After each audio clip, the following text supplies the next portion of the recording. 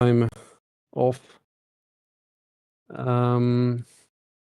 So we are ready to restart again for the last 2 rounds in the current year.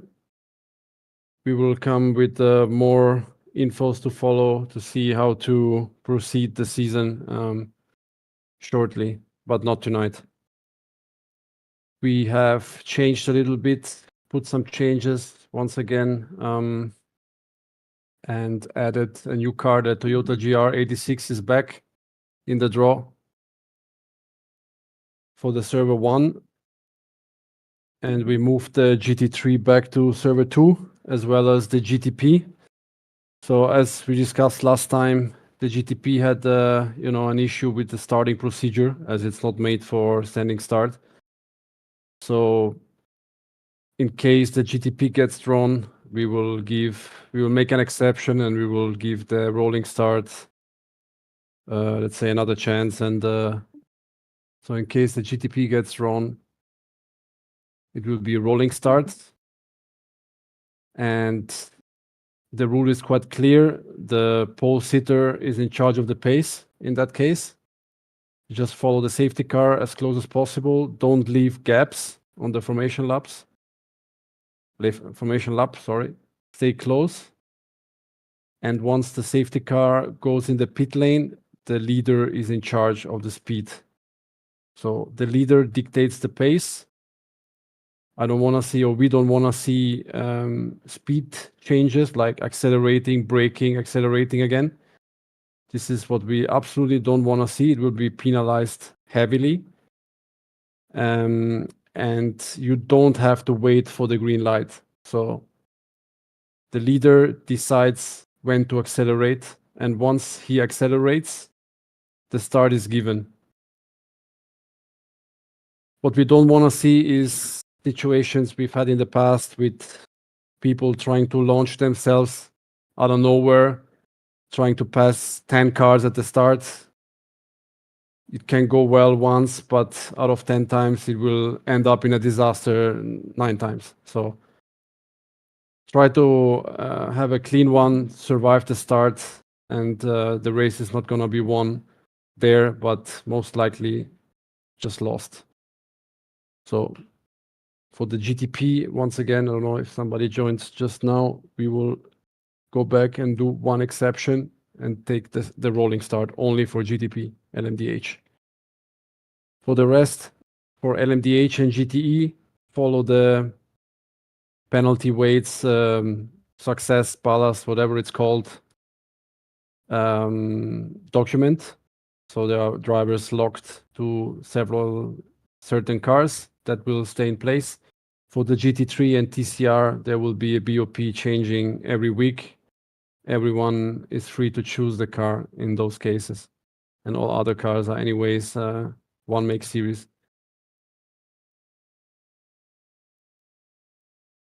If you have any questions, just feel free to ask. In this channel, there is a text chat where you can ask the question. We're happy to answer them. And Dan, I don't know if you have something to add from your side.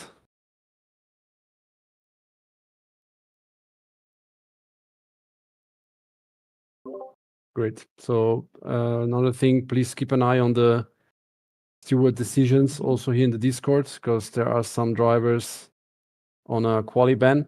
That means that you're not allowed to set a lap time in the qualifying session. You're allowed to drive in that session, but you're not allowed to set a lap time. So basically, just take an off track or something, and if you need the practice, just drive, but don't set a lap time, because that's your penalty. So keep an eye on that.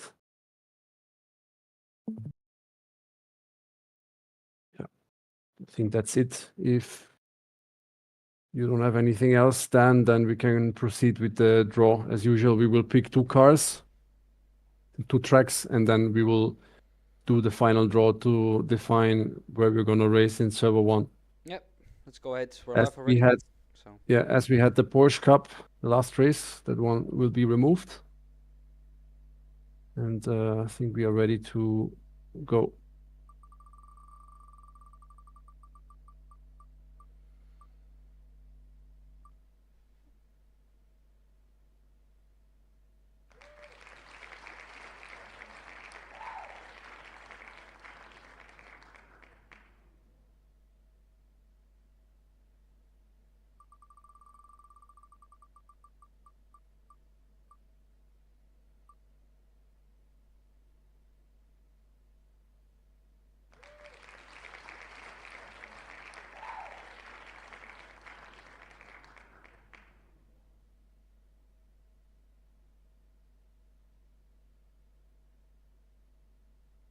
Dan, are you still here?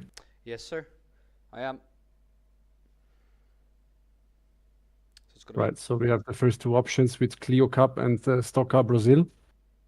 As usual, we will move over to the tracks.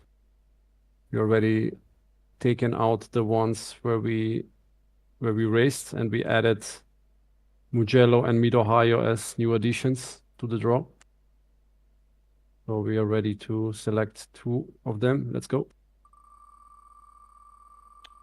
The fact that those tracks have been added doesn't particularly mean that we'll drive there. And once again, Oschersleben is going to be in the draw. I think that's the third time now. Maybe it's the third time lucky for that track. It just wants to be picked somehow. Let's see if it's gonna be the Oschersleben kind of day.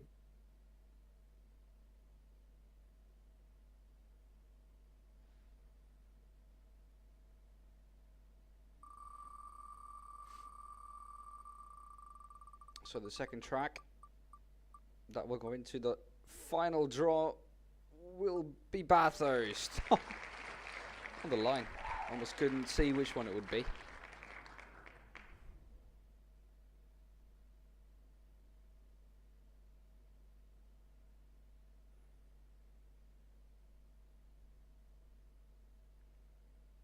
So then, Bathurst or Oschersleben. First time Bathurst makes it to the final draw.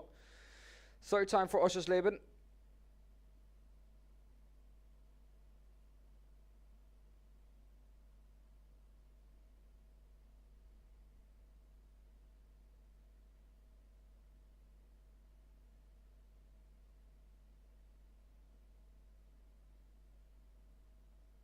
Right, let's find out where we're gonna race on the first server tonight.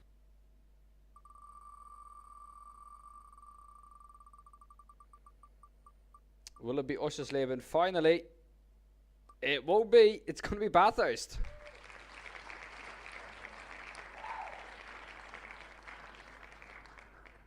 So Bathurst is the first track selected. Let's find out in which car you're gonna drive there. We've had both cars already. Stock Car Brazil was at Indianapolis and the Clio Cup at Fuji. Both two amazing races. Stock Car Brazil, of course, has a push-to-pass system. Clio Cup doesn't.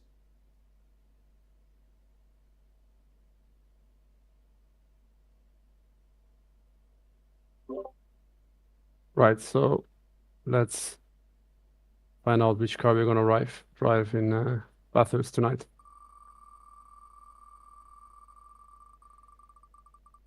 I'd say the Clio Cup will be the easier one around there. And it looks like it is going to be Clio Cup. Right, so this is the first draw for tonight. Clio Cup at Bathurst. Have fun, everyone. Enjoy, and see you all after the first server back in this channel for the draw of the second server.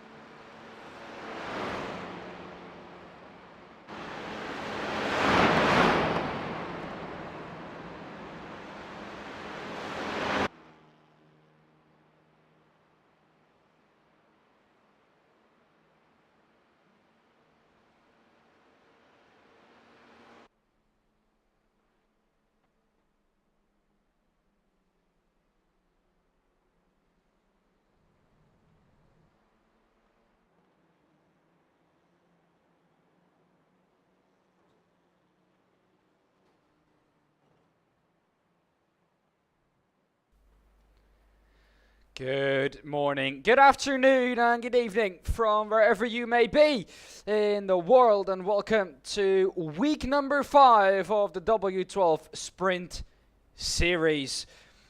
We're very happy to be back after a week of, well, us not being there, of a week of, well, a lot of things happening, but not W12, sadly. But we're back, and we're back at Mount Panorama with the clearing here at the, 6.14 kilometer long track, with a temperature of 52 degrees.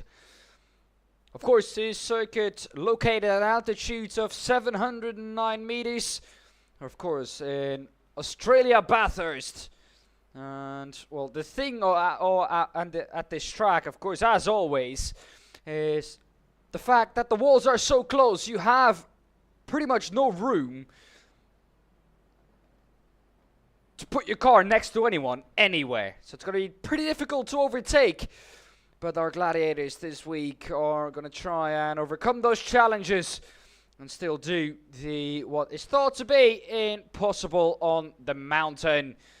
If I look at my timing screen, it looks like we have a total of 31 drivers here this evening. And those total of 31 drivers, of course, are in a championship battle as well. Let's take a look then at that championship battle, and let's mix it up for once. Let's start with the silver class. Quinten Verdonk still leading the way. Of course, he has been moved to the overall class, so he won't pick up any more points. But even with a week of being in the overall class already, Quinten Verdonk still leading the silver class. Florian Stadtmann has caught up to him, so has Tom Leitgeb. Jan Lins on 30 points, 11 points behind Tom Leitgeb. Ben Buhnagel on 30 points as well. Then 25 for Stefano Pellegrino, 23 for both Philippe Hugrin and Christoph Steiner. Torsten Groos in 9th on 15 points, 13 points for Davy Uwema. And then Marnix Heister, who hasn't been here for the last 2 weeks, he is on 10 points. Well then, let's take a look at the overall championship. Before we do that though, I just noticed, let's reload that.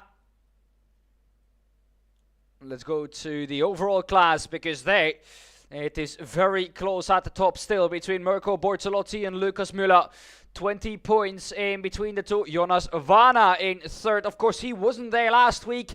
Won't be here this week either. The drivers in the background have gone into their one-shot qualifying, but it'll take them quite a while to get around this track in the Clio Cup that we're driving here this evening. But Jonas Vana wasn't there last week. Won't be here this week.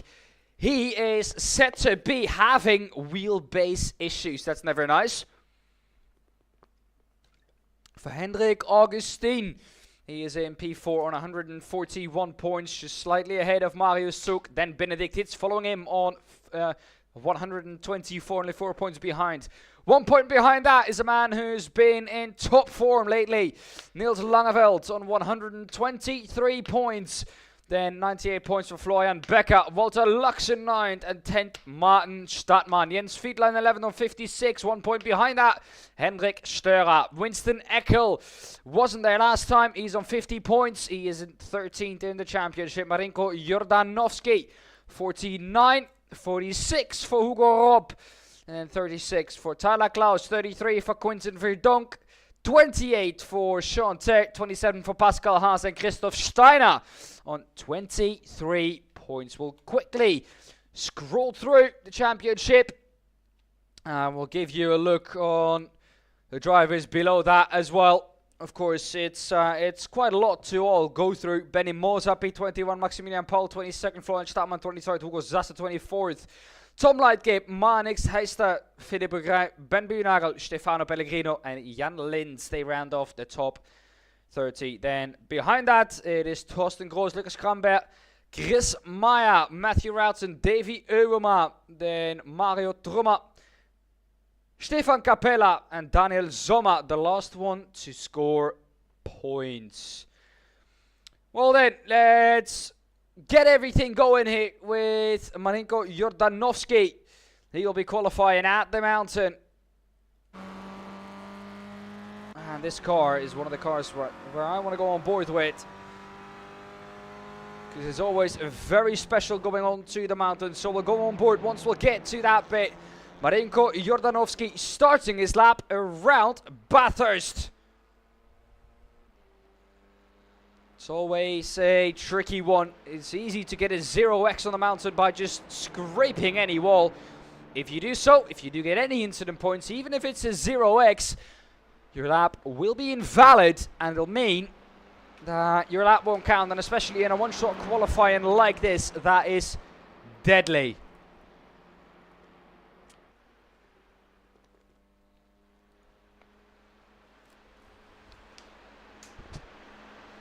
So then let's go on board with him.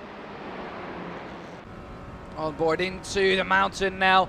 This is the bit where you want to stay absolutely pinned to the floor. And it looks like he's doing that at the moment.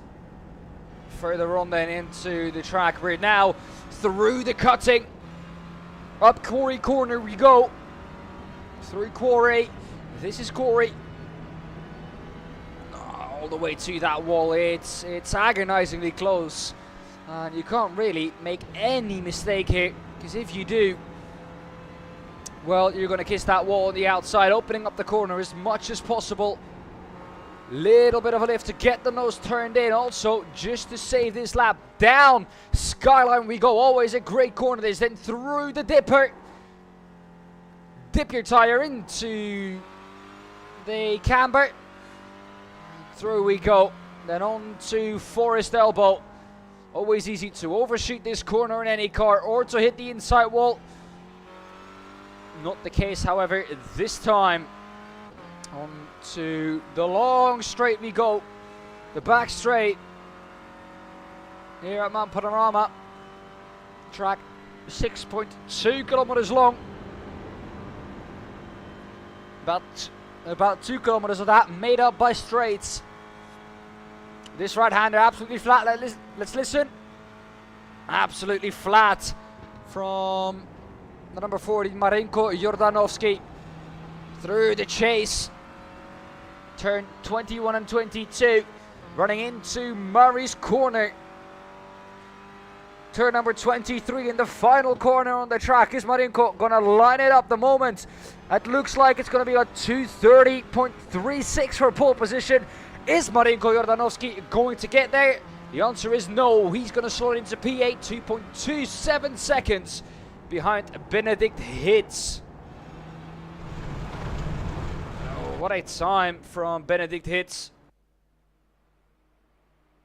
He was quick in practice and he's quick in qualifying. Lucas Müller.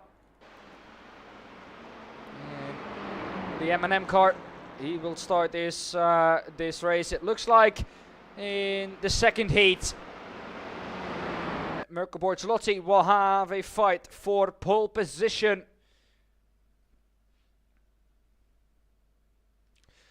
Well then, let's take a look at who is still out there and who still has to complete their lap. Looks like everyone has done that already so far. Dave Yeoma is going to be coming across the line very soon. Here is Dave Yeoma across the line for him. What's it going to be for Dave Yeoma? Is it going to be top 16? At the moment, it doesn't look like that. It's going to be P22 for Davey Yeoma. Niels Langeveld also has completed a lap. He has gotten either a hit into the wall or an off track. Which you would say at a track like this, an off track is very difficult to get. Because the walls are so close you can't really go off track. But of course, taking an off track there is very easily done. A contact with the wall at any part of the track is really easily done.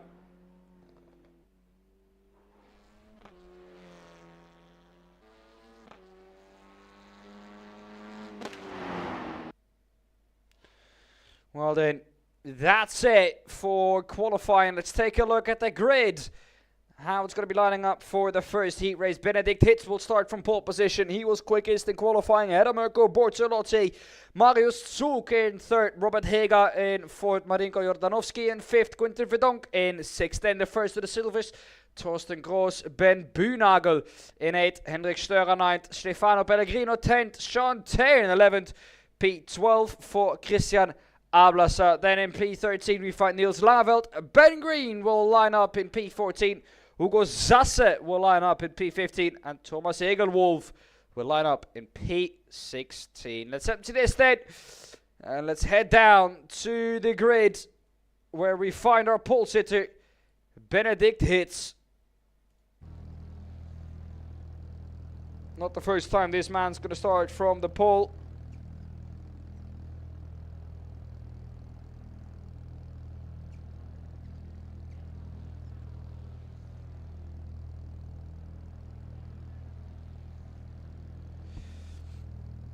We're waiting for the 5 red lights to come on, to light up, and then it's lights out and we're underway for the first heat race here at Bathurst. Of course, keep in mind, after this we have server 2 as well, which you could have heard in the beginning.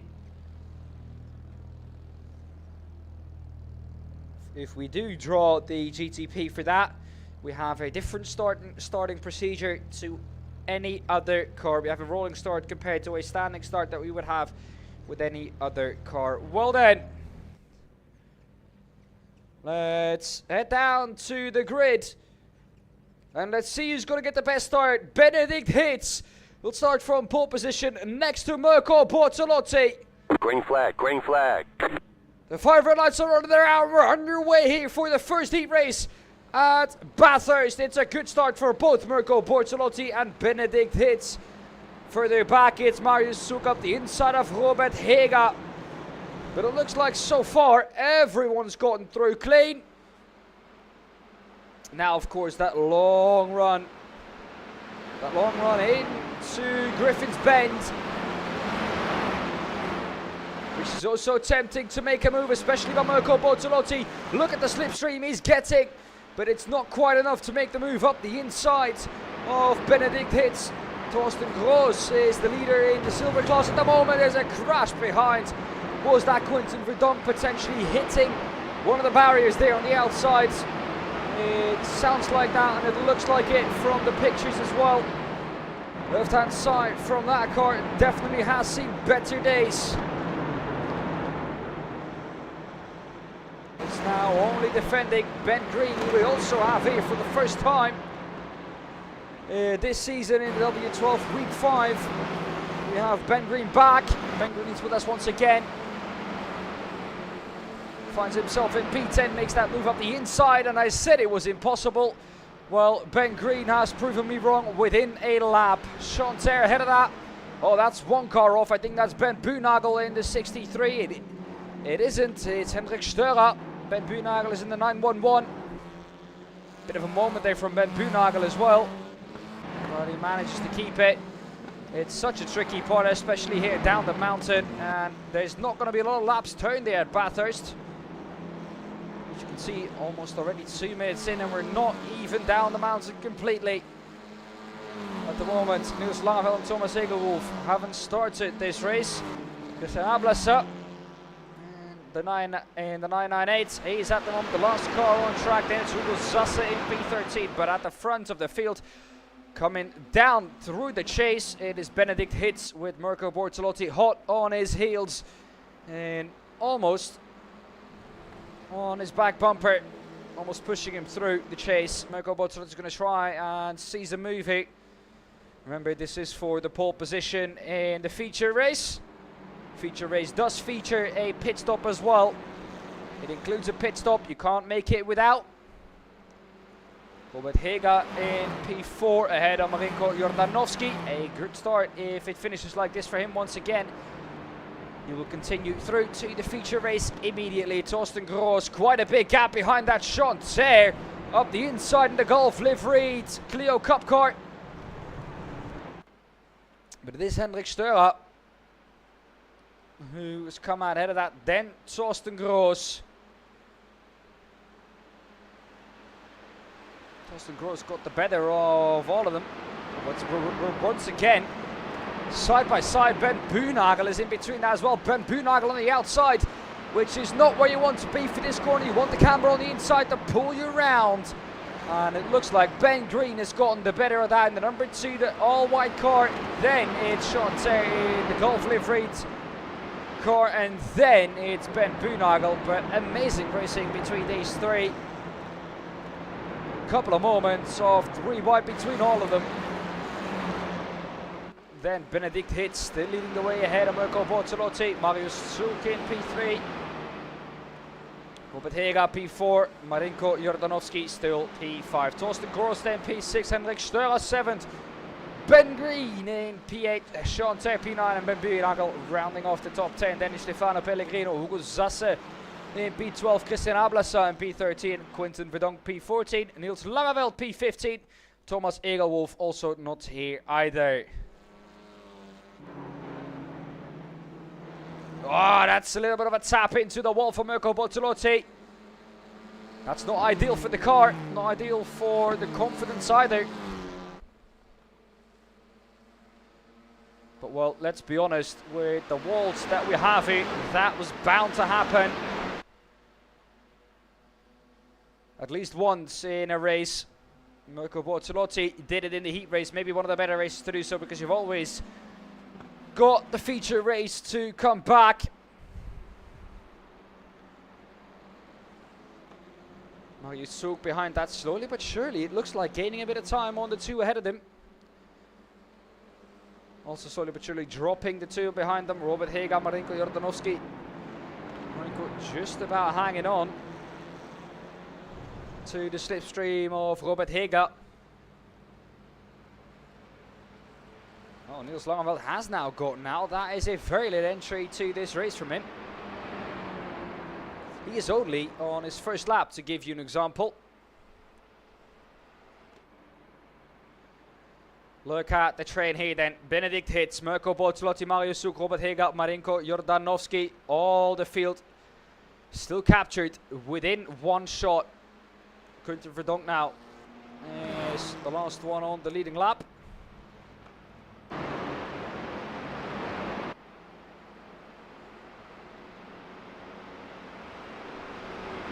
This is the last lap of the race. White flag was out.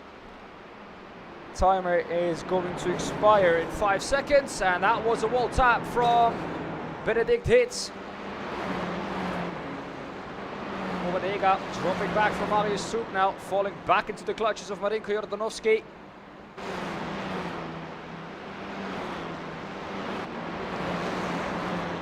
Henrik Störer just nearly ahead of Ben Green. These two are going to fight it out till the end. 1.5 tenths in between the two. These Clio Cups are so tiny compared to other cars that you can make a move up the hill here. It seems like it's not impossible to make a move. Sean Ter in P8 is seeing it all unravel in front of him. He has to watch out. He has Torsten Gross and Ben Buhnagel behind him. Benedikt Hitz one last run down the straight. It looks like a good exit for Mirko Bortolotti. That might be what he needed to try and get past Benedikt Hitz. We've seen down the straight at Fuji that the slipstream of these cars isn't too big. He's weaving down the straight. He's done his moves. He moves over once again. You can see how much it means. The pole position to Benedikt Hitz. Mirko Bortolotti is virtually pushing him through the chase. Goes to the outside. Defends the inside for Benedikt Hitz. Mirko Bortolotti is going to get the better exit. That's an off track for Benedikt Hitz. He's going to cut back the inside for Murray's corner. Mirko Bortolotti is going to have to carry it all the way around the outside. Benedikt Hitz is going to try and squeeze him out. It's going to be a run down to the line for the pole position between these two. It's going to be Benedikt Hitz or Mirko Bortolotti. It looks like it's going to be Mirko Bortolotti down the line. It was 0.00 between the two, but they've given it to Mirko Bortolotti. And that is exactly what we what we like here at the W12 Sprint Series. The pole position decided by 0.00. Virtually nothing in between it.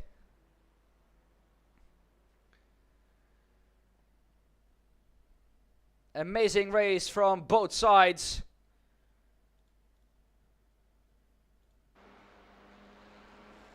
And then here's the sides of Niels Langeveld.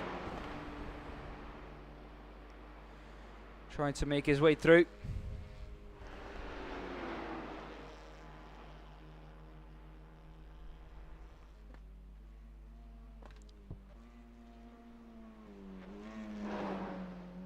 He's the last one. He's the one that we're waiting for the result and for the next race as well, for the grid.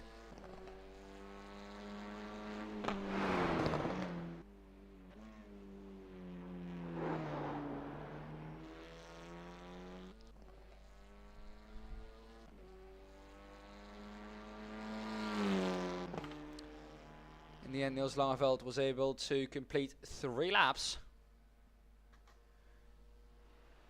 Seemingly just like the others. Well, it looked like he was almost a lap down already. But just a very late start for Niels Langeveld, it looked like. Quite a long lap here at Bathurst as well in these cars. 2 minutes 30.48 was the time that Benedict hit it. That is also the fastest lap of the race. A bit wide for Niels Langeveld for good measure, but he's going to cross the line. Oh god, well. Niels Langeveld, I would say not completely happy with that, it looked like. Well then, let's go to the grid for the second heat race here. Lucas Müller starts from pole position ahead of Winston Eckel in P2, Jens Fiedler in P3, Martin Stadtmann P4, Walter Lux P5, Manik Heister P6, Yannick Wonenberg in P7, Benny Moser in P8, Michael Dörlinger in P9, Chris Meyer top 10. David Oman P11 and Daniel Sommer P12. For more we haven't got time, because it's already time to get the 5 red lights. Green, green, green. It's lights out and we're underway. That was perfectly judged, I think, by Lucas Müller. What a start from him. Winston Eckel behind that. He also keeps his second place off the start. Same thing for Jens Fiedler in P3. A good start for him as well. Walter Lux has gotten ahead of Martin Stadtmann. He's had a horrible start. Look at him dropping back through the field. Has lost 3 positions in the first corner and off the line. So not great for him. Winston Eckel catching up to Lucas Müller once again. The same side that we saw at the beginning of Heat 1 between Mirko Bortolotti and Benedict Hitz.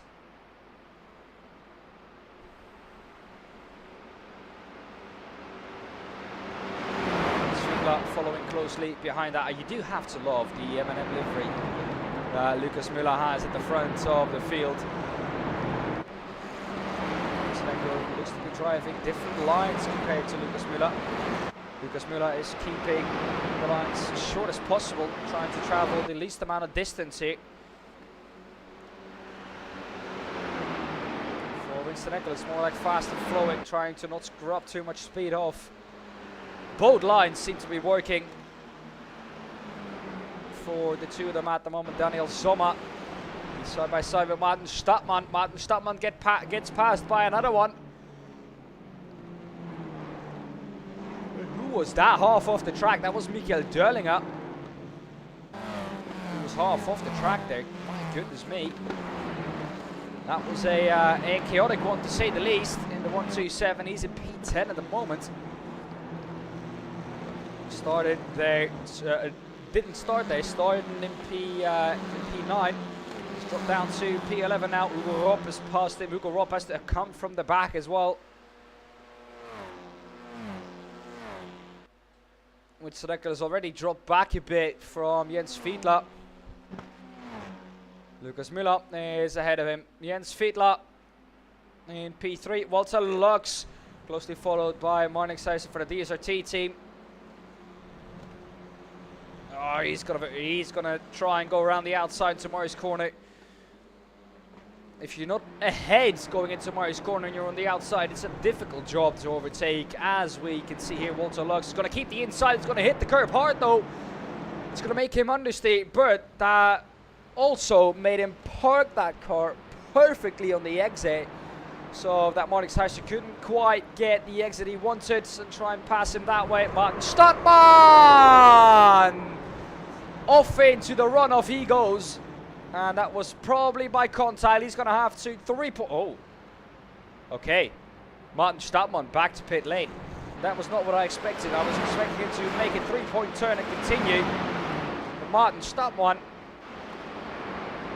went for the rage quit. Was that after contact, I question, with Daniel Sommer? Let's have a look at it. This is where it all started.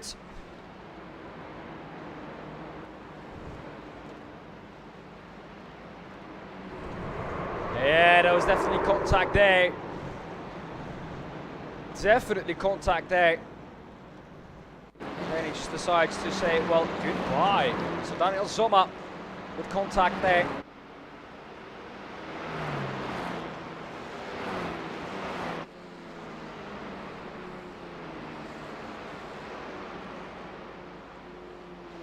At the moment though, Müller leading the way. Doing a beautiful job ahead of Winston Eckel. Just trying to catch up to him for quite a while. But hasn't quite been his day yet. Gap at the front of the field, less than half a second. Gap behind that, Jens Fiedler in P3. About 3 seconds to the lead. 2.5 to P2. Walter Lux in P4, up 1 position. I do want to take a closer look now that we have a bit of time.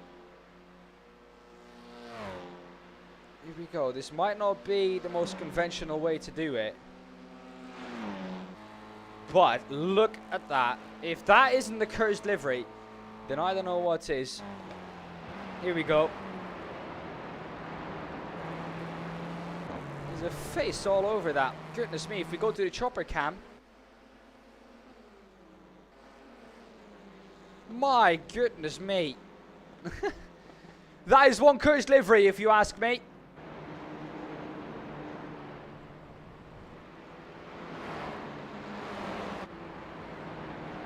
The white flag is out though for Lucas Müller at the front of the field. Winston Eckel a bit wide coming out of turn 1.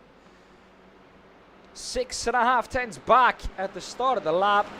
And it looks like Winston Eckel is not going to be able to do anything if Lucas Müller just keeps it clean here over the hill. A long lap here though. Clock is going to expire in about 34 seconds. That looks a bit long though. That takes quite 34 seconds. Let's take a look at how much it actually is. The answer is, well, it's actually 2 seconds here. Yeah, I was going to say, it looked a bit long. But 0 seconds, that's the offer now. And it's still Lucas Müller at the front of the field. I don't think anything's going to change there.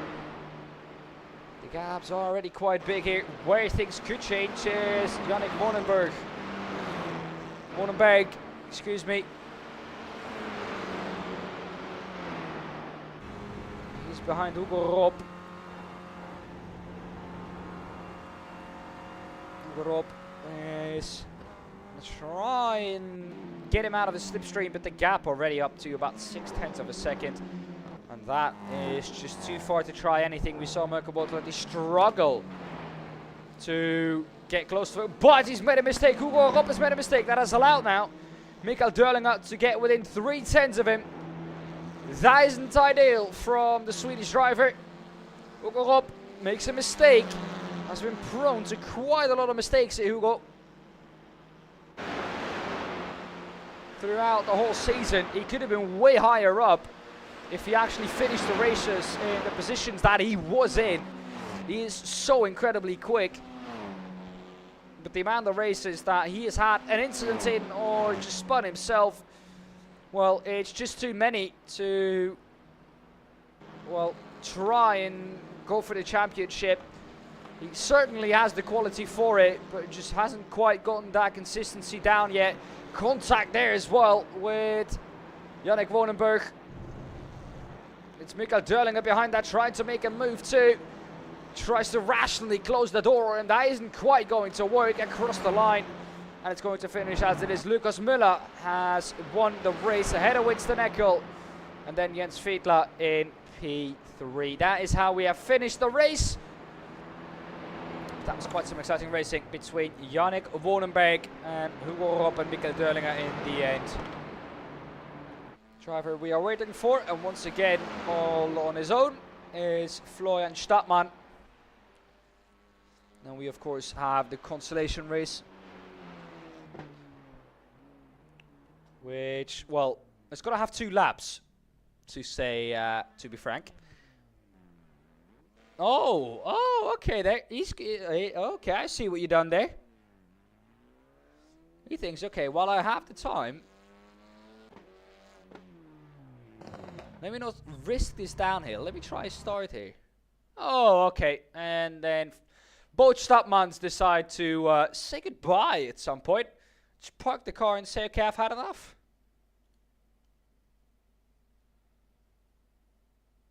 Well then. What has exactly happened here?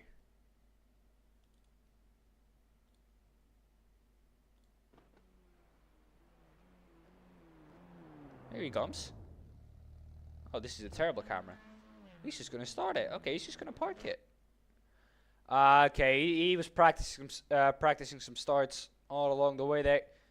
Well then, the top 10 is set for the race, but we have something behind that to settle too.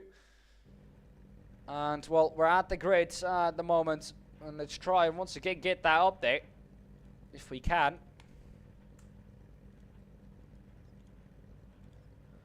Here we go. There is the grid for you. And it's going to be Ben Green starting this race from the pole. We're only going to do the top 10 here, though. Magnus Heister P2. Sean Taylor P3. Yannick Wonenberg P4. Torsten Gross P5, Hugo Ropp, the Swedish driver, in P6, Ben Buhnagel 7th, Mikael Derlinger in 8th, Henrik Stöger 9th, Lucas Gramberg 10th, Stefano Pellegrino 11th, and Benny Mosa in P12. Let's take a look at our grid poll then. Here he is, Ben Green at the front of the field.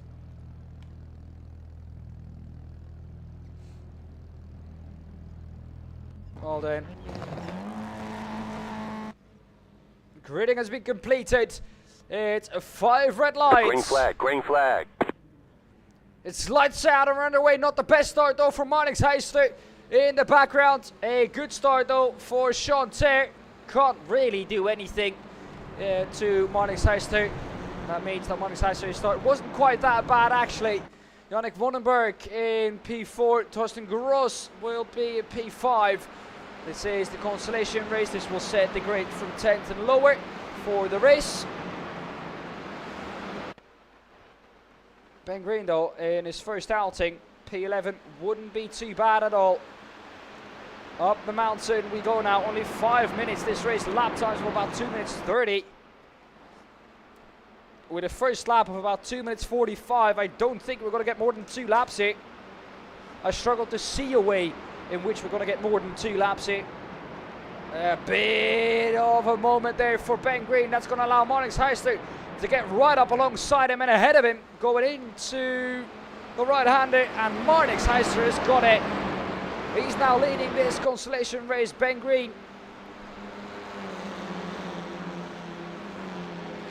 Just to remind you, ladies and gentlemen, for Ben Green, this is the first week that he's taking part in. So for him, it's maybe just getting the rust off a bit. Getting back into the groove of the W12 Sprint Series. To PP12, that's not a move there, Ben Green. My goodness me. Well, Magnus Heister's luckily still going, but that will likely be a post-race penalty for Ben Green. Wow, that's not what I expected to happen. Sean Taylor with a mistake there. A couple of drivers hitting the wall there. Let's keep an eye on the outside corner here. Something's happened on the inside. Yeah, Niels Langeveld is parked up there. So is Christian Ablasa, Lucas Krambe. That has happened quite a long way up the straight. Who was that? Davy Uwema. That was quite a long way up the straight at the front of the field. However, though, Ben Green has got a 4/10 gap to... Oh, well, seems like that really doesn't want to work again.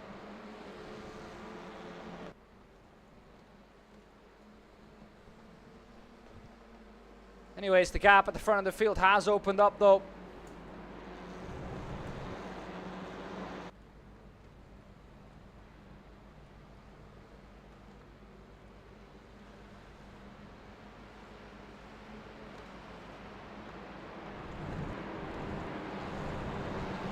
And here we go.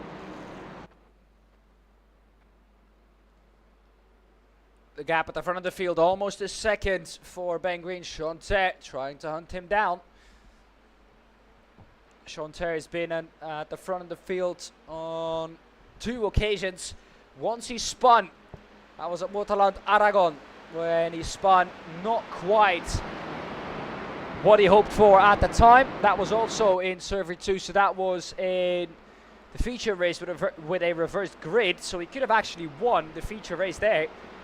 But he decided to have a trip to Spinland. That didn't quite work out the way he wanted it to. Magnus Heister. He's now ahead of Yannick Wardenberg. He's going to try and recover time lost to the guys ahead of him. If he can still win this race, if he can still come back, he has only got this lap to do it. That would be absolutely amazing. Chanter is all over the back of Ben Green. Let's hope that these two don't collide. Ben Green made that move up the inside of Onyx Heisler, which I think was quite controversial, but stewards might have a different vision on that. We'll know next week. A better exit there for Chanter, which is eventually what he needed. Coming down to the line, 0.8 of a second, a mistake there from Chanter. It's going to open up that gap, and Ben Green, if he doesn't do anything crazy here, it's going to finish like it is.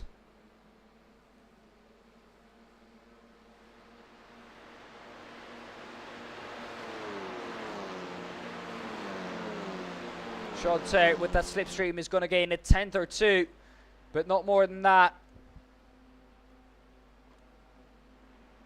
And I think that's going to be all she wrote for this race. 8 seconds left. The white flag was definitely out. And the checkered flag is going to be out this time around, with Ben Green coming to the checkered flag.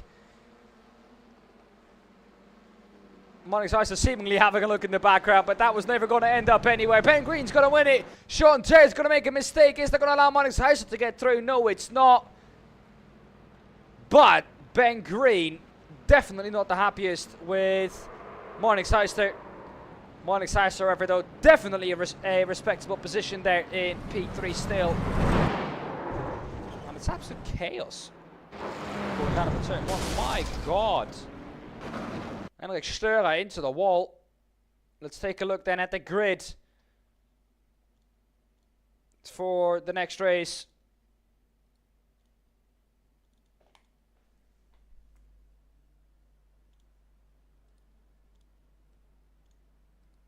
Here we go then. The grid is up for you now. And well, like we saw, it is going to be Benedict Hitz, who's going to be starting from the pole position. If it does come up. Hello? Grid? There it is. No, of course, there's no grid yet.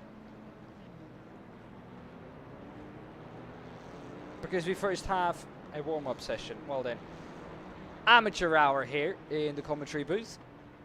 Thank you for sticking with us as always. This will be the last week before a very, very long break through the winter and the Christmas period, Christmas and New Year's period.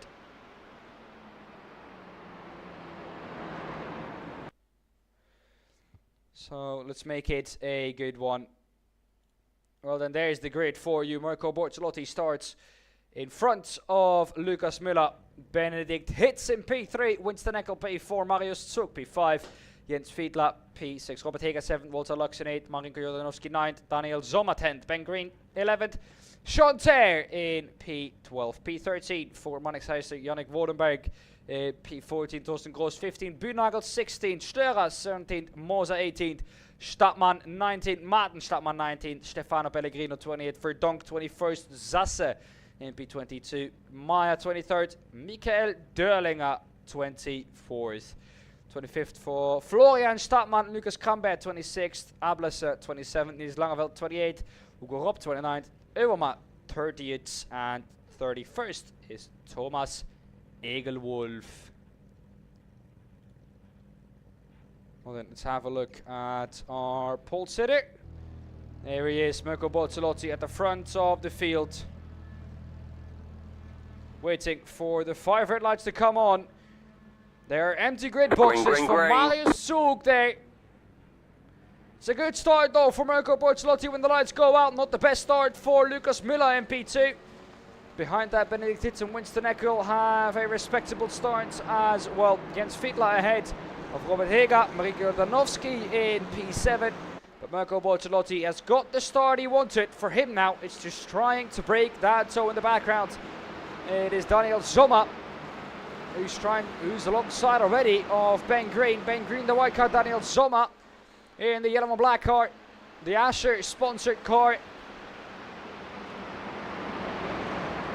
He's going to try and make his way around the outside and he's going to make it. Stick to Manik Heister, makes his way up the inside. Sean Ter is going to go wide. He's going to hit the barrier for good measure. It's 3 wide in the background as well. Hendrik Augustin, Benny Moser, Ben Bühnagel in it too. That's the 911 up the inside of Ben Bühnagel. Ben Bühnagel gets pushed out by Martin Stadtmann. And Martin Stadtmann tries to make his way up. Benny Moser now. And the 22 back up again in the Mario livery. Mirko Bortolotti meanwhile at the front of the field, pressurized by Lucas Müller. I have a feeling it's going to be so difficult to break the toe in these cars. Benedikt Hitz knows what it feels like to lose it by less than 100, of a second. It was less than 5 thousandths of a second, else it would have displayed 0.01. Oh, into the wall goes Winston Eckel. Excuse me, sir, that is not the line. That's not how you do it. Robert Heger in P5, 2 positions up already. Behind that, Marinko Jordanowski trying to make his way up the order. He's going to try and pass Jens Fiedler. He has passed Jens Fiedler. Marinko Jordanowski is now up 3 positions. Daniel Sommer up 2 as well. He's getting close to Jens Fiedler as well. Jens Fiedler's really slow down the straight.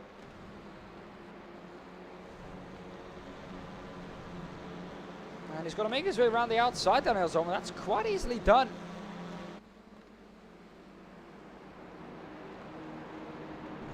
Oh, into pit lane goes Jens Fiedler. That probably explains a bit. Walter Lux is trying to make his way up the inside of Ben Green. That isn't quite going to happen. Ben Green in the white livery. Walter Lux in the livery with the faces all over it for the Gorillas. AVL Racetech Sim Racing. He makes his way up the inside now, Ben Green. It's quite an easy move though for Walter Lux. Mirko Bortolotti still leading the way ahead of Lucas Müller. Those two have got a bit of a gap now.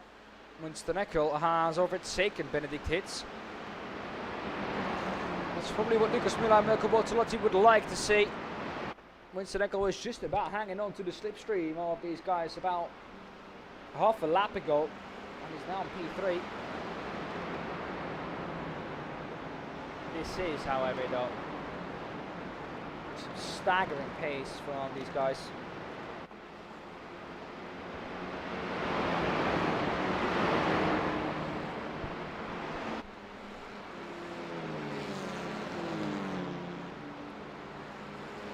Further back in the field, Lucas Kramberg has just overtaken Chris Maya. Oh, sorry, Lucas Kramberg. Christian Ablasser, he just overtook Chris Maya is right behind that. These two are going to try and fight it out all the way.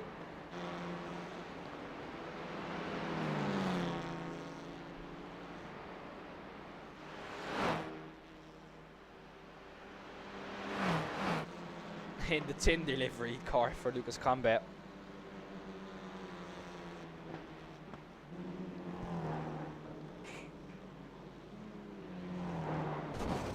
Oh my goodness, Christian Ablasa. Sir, what have you done? Oh, look at that. That car is all bunched up now. It's all mushed up. And what's happened to him? I can't see a crash or anything. That is highlighted in my broadcasting software. But that definitely sounded like a crash. And it was 1-2. If we look at the car, Benedict Hitch trying to make his way around the outside of Winston Eckel. And that is not how you do it, Benedict. You were virtually off the track. And by coming back onto the track, you decide to slam into Winston Eckel. That's not how you do it. Winston Eckel, however, gives up that position. Don't know what happened before that. Maybe it was pushed off the track. Benedict Hitch went off the track. We can have a look at it. Here we go. Winston Eckel. Oh, he's just going to go deep in. No, he isn't. He forces himself onto the track. That is not... Well then. I was going to say, let me know in the reactions, but of course you can't. But that is a quite a controversial one. Once again, Benedict Hitch. That's the second we've seen so far, not from Benedict. We also saw one from Ben Green on Marnix Heister. Let's go back to live pictures. Here is Mirko Bortolotti coming out of pit lane. Excuse me, that's Warren Stratman. Bortolotti is from the front of the field. Lucas Krambert is in second. Benedict Hitch in third. There we go, we've got the overlay working again. That's good to see. Winston Eckel has now been overtaken by Benedict Hitch. As we saw, that happened going into Murray's corner. Daniel Sommer in P6 behind or ahead of Walter Lux. And then Ben Green on his first showing, I would say that P7 at the moment is definitely not bad at all. Marnix Heister in P8, behind that Hugo Zasse P9, Quentin Verdonk P10.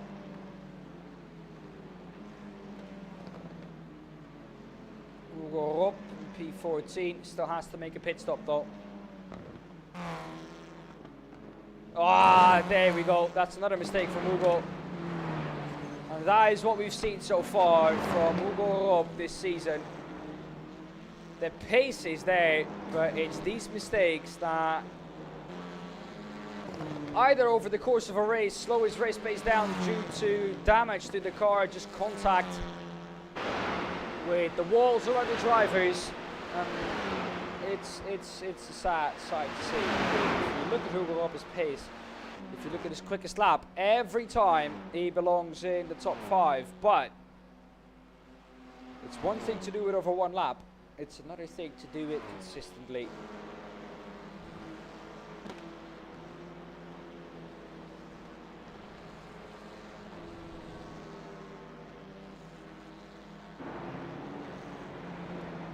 And into the pit lane they go. Mirko Bortolotti still leading the way ahead of Lucas Müller. Those two have got a gap now to the two behind them, Benedict Hitch and Winston Eckel.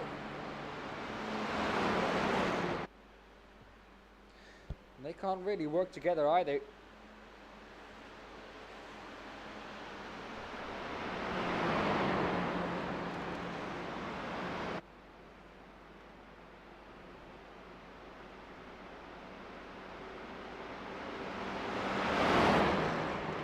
Yeah, down the inside goes Lucas Müller though, Mirko Bortolotti. And he makes that move stick. That is incredible.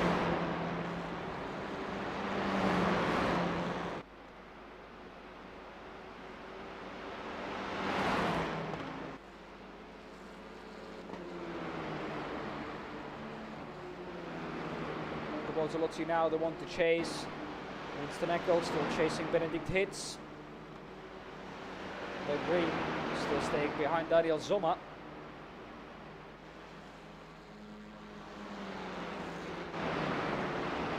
Störer behind Quinten Verdonk.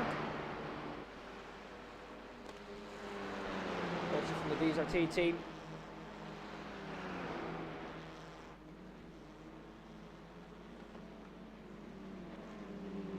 The 63, the mint livery, Hendrik Störer. Behind that is Niels Langeveld making his way through the field. Oh, the inside there, Niels. That is a brave move, but he's going to make it stick. My goodness me, that is a move and a half from Niels Langeveld. Take a bow, my son. What an overtake there by Niels Langeveld. I want to watch that one again.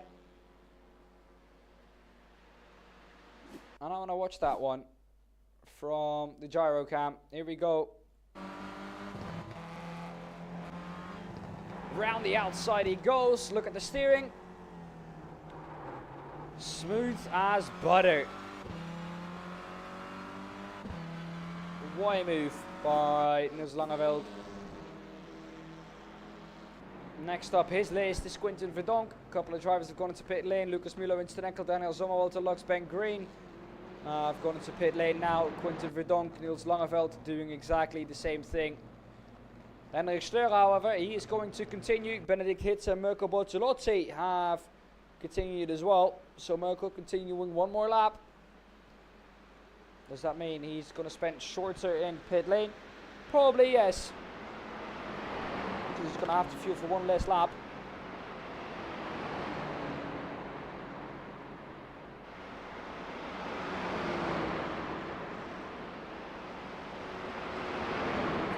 Taking it by mistake, of course.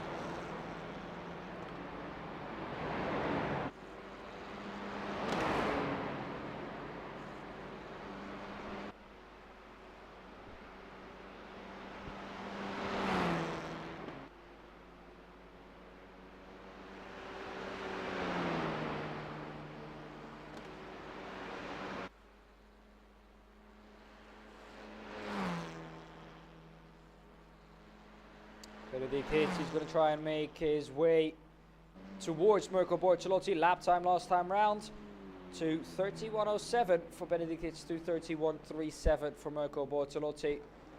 So about 3/10 of a difference. But looking at the overall picture, it looks like that won't be too big of a difference actually.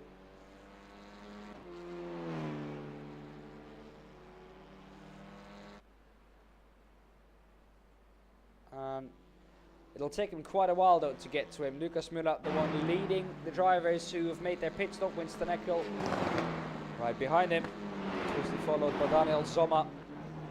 Winston Eckel can't catch a break in this race, it seems like. Further back in the field, Ben Buhnagel tried to make his way past Marius Zug.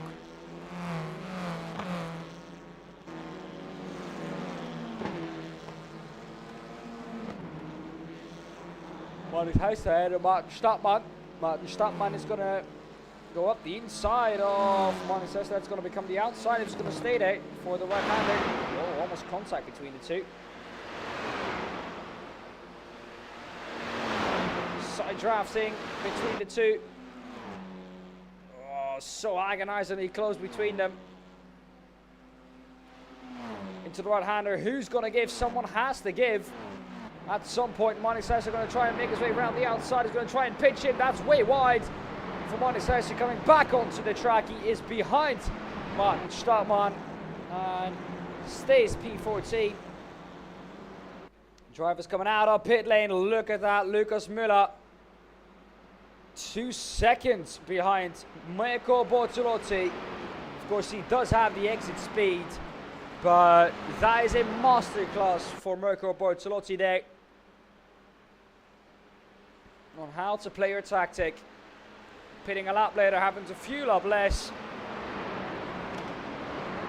That made it so that he has a massive gap coming out of pit lane, 1.5 seconds to be exact. And yes, in the W12 Sprint Series, a 1.5 second gap is massive, especially if you've seen Heat 1, then you'll know what I mean.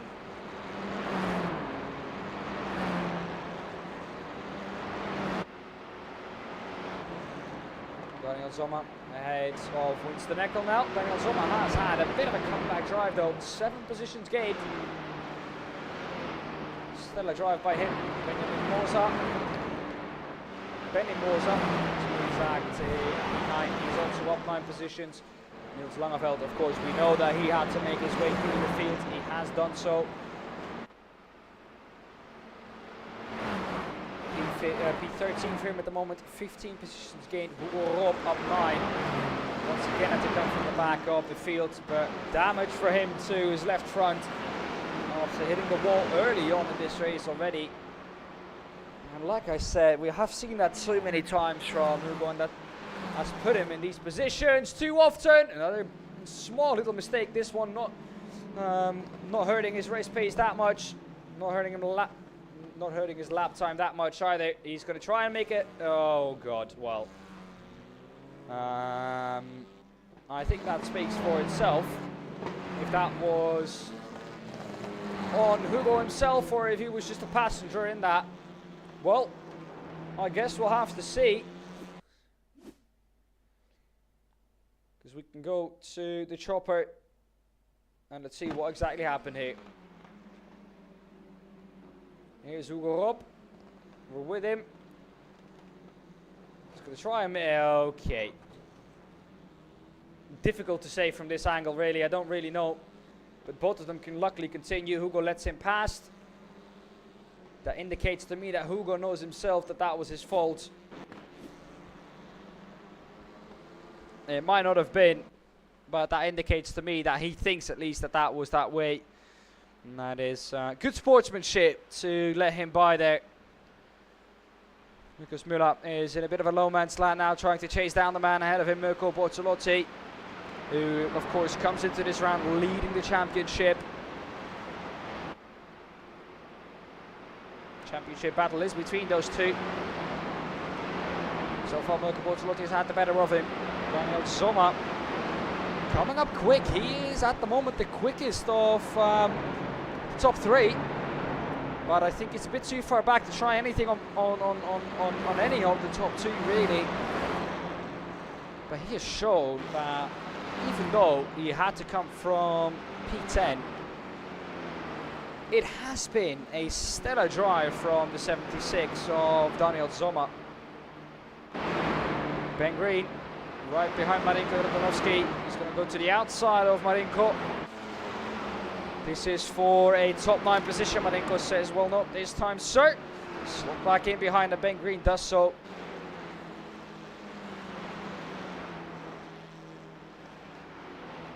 Further back in the field, Torsten Gross is also right behind Yannick Wonenberg.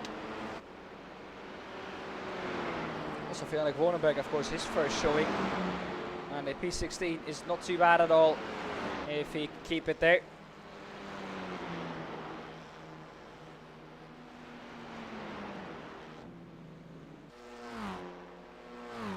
Nickel now closely followed by Benedict Hitz. This is the battle that was going on before the pit stops. Benedict Hitz overtook him once already there. Can he do it again? Nickel keeps the outside. That'll become the inside for the left-hander. And has that one covered this time. Looking at Mirko Bortolotti, it looks like we're going to get one more lap in it. 10 seconds left. It certainly looks like we're going to get one more lap in it. Or are we not yet? Just about for Mirko Bortolotti. There we go. There's the white flag. With about 2 seconds, 3 seconds left on the clock. He's going to come round to say to everyone, well, don't really feel like slowing down or anything. We're going to do another lap.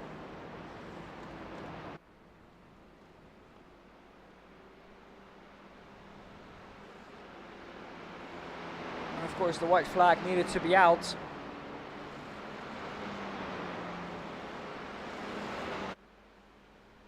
Before the first car crosses the finish line.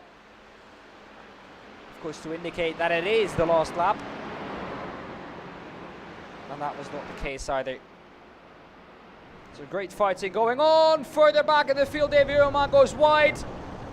Chris Meyer goes wide. Sean Tay goes through.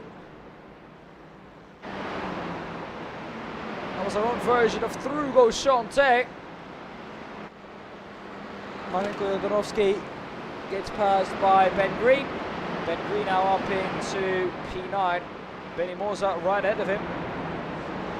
So a lot to gain here still for the drivers around the P6, P10 region.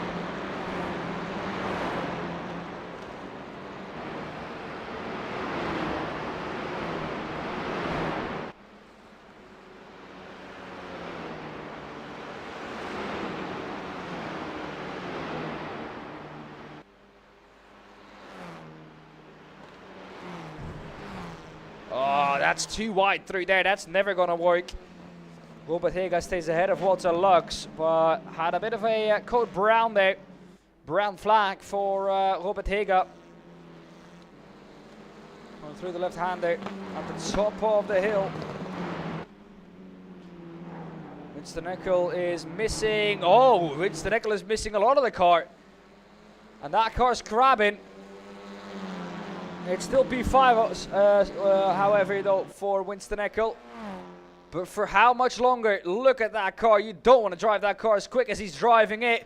Crash in the background, though, on the straight. Ben Green and Marinko Jordanovski have a huge crash on the back straight. Both of them able to continue, it looks like. But who's going to get to the finish first of these two? Going back to that battle at the front, Winston Eckel has had to concede. And that whole train has gotten past him. But Mirko Bortolotti's going to win the race ahead of Lucas Müller. Daniel Sommer comes through in P3 and Benedikt Hitz in P4. But trouble for Winston Eckel in the last lap and trouble for Ben Green. Where is Ben Green at the moment? Because there is Ben Green. He's going to make it. Is Marinko Jordanovski going to make it? There is his car. Look at that car. Well, I'm surprised he can even make it towards the finish with that car. Any position that he can keep is one position. Massive crash at the back straight. Oh, that car does not want to turn left at all. He's going to have to do it with a right turn. Through he goes. Is he going to make the finish, though? That's my question. At the moment, I would say yes.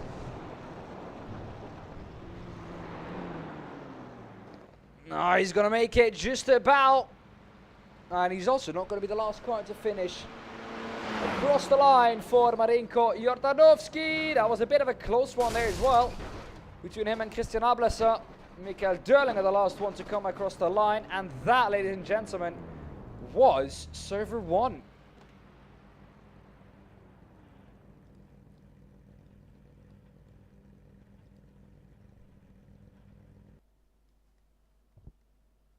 Let's take a look then, though, at the results. Here we go. The results of the feature race. Here they are. And it was a good one. Mirko Bortolotti, of course, winning that one ahead of Lucas Müller. And Daniel Sommer coming through in P3.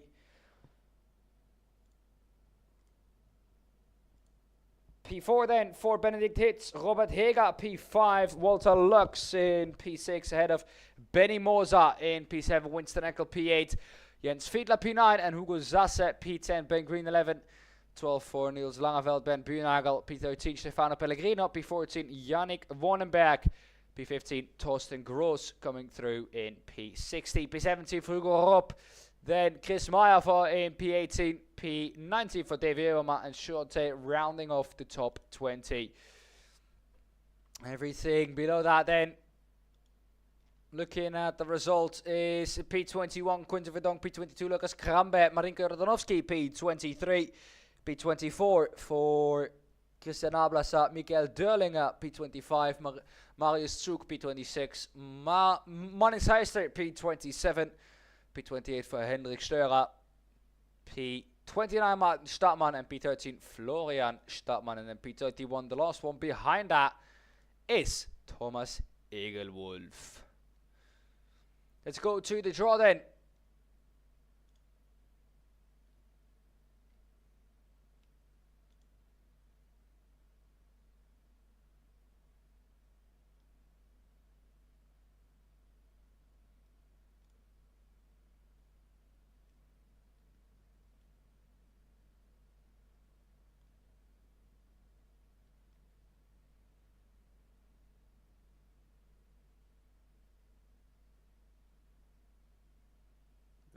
Meng, are you here? Yes, sir. Yes, Meng. What's up,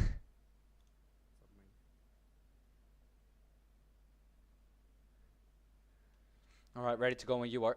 If we've got the shared screen. Yeah, 1 sec.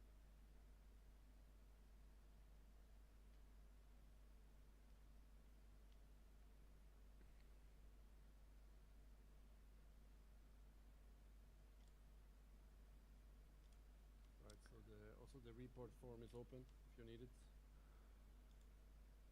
It's in the Discord. You can find it there. There we go. We're ready to go. Right. So for the second one, we need to remove the LMP3 as we used it last time. So those are the 4 options for tonight. And I think we are ready to select 2 of them. So let's go. So 4 options here: GT3, GTE, GTP, and Super Formula. I think GT3, the only one that we haven't had so far. Super Formula is going to be one of the 2.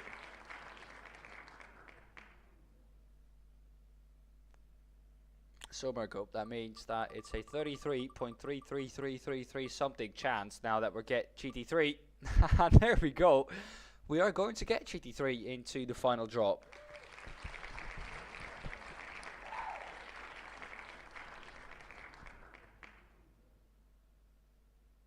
Right, so we will have a standing start for sure, as the GTP was not selected, and I think we can move over to the tracks. We added Mid-Ohio and Mugello as discussed, and we removed the ones we already driven on. Just shuffle a bit and let's go.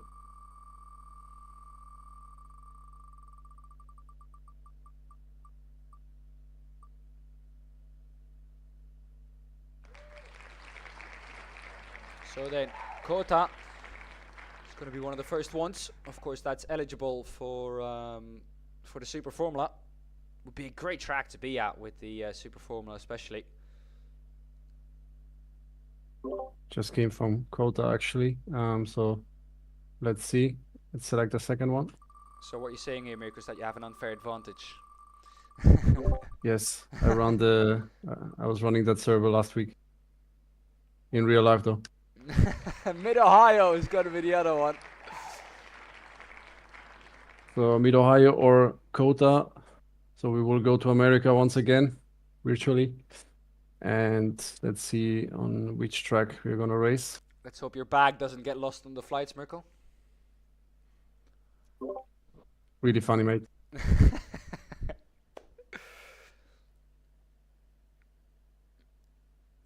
It's not Lufthansa making the draw, so I think we are safe.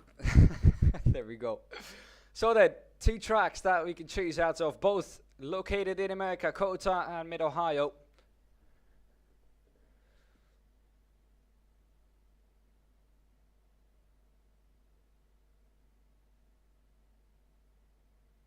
Of course, we haven't been. What you're rooting for, Dan? What's your favorite? What you rooting?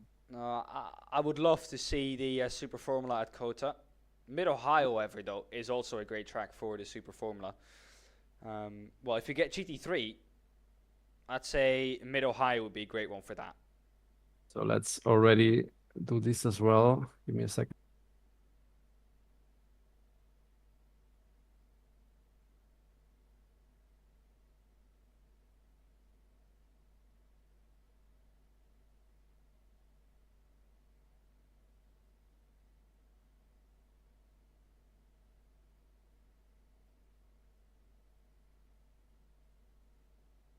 There we go. All right then. So before we select track and car, I would like to invite everyone, in case GT3 is gonna be selected. Once again, just to be clear, everyone has a free choice of car, so you can choose whatever you want. The BOP has been posted here in the Discord, so have a look at that. Obviously, the goal of the BOP is to balance the cars out. It's probably not always working because we don't know what track is gonna be selected. So As you know, BOP most of the time is made, or actually is made based on track characteristics as well, but we cannot do that if we don't know where we're going to race. So there might be differences between the car, but at least we try to balance that out. And I think we are ready to go with the selection of the track. So then, Kota or Mid-Ohio? It's going to be Mid-Ohio. You wanted Kota, you got Mid-Ohio. We There you got go. Mid-Ohio. There we go. I shouldn't say anything anymore, really, should I, Miko? I know, you're good. Just commentator's curse. For the cars then, we have GT3 and Super Formula. The car of choice. Let's find out.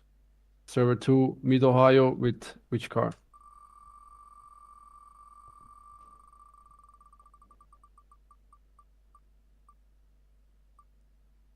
It's going to be Super Formula at Mid-Ohio. It's going to be a crazy good combo, Miko. Absolutely. So good luck, have fun, everyone. See you later.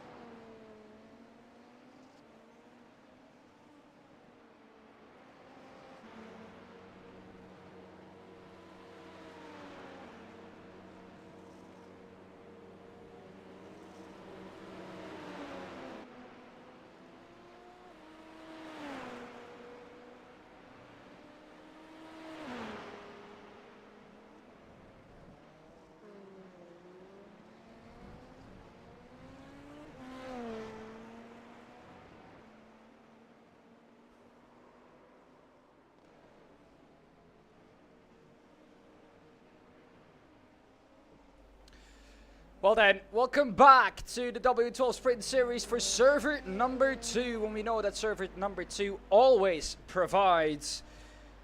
Well then, let's get ready for what will be a majestic combo. It is Mid-Ohio Sports Car Course, and yes, I did pause there because I wanted you to feel that Mid-Ohio Sport Car Course, because this is one hell of a track. And I'm excited to get it going with the Super Formula, and you know that it's going to be a good one.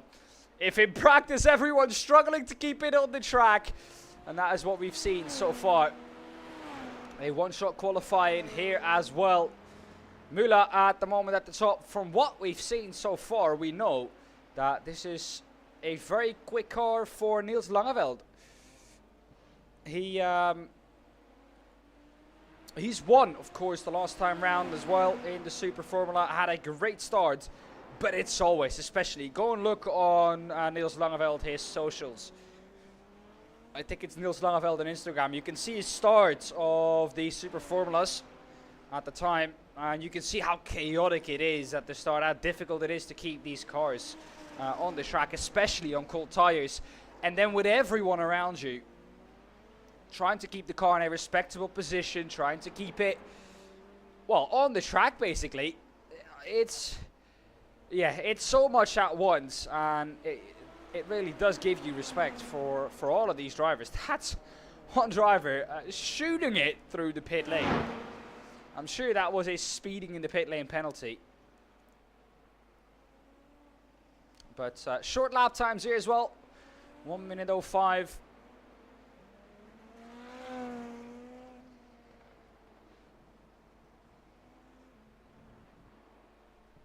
So let's see what they can do. Server number 2 here. Into qualifying we go.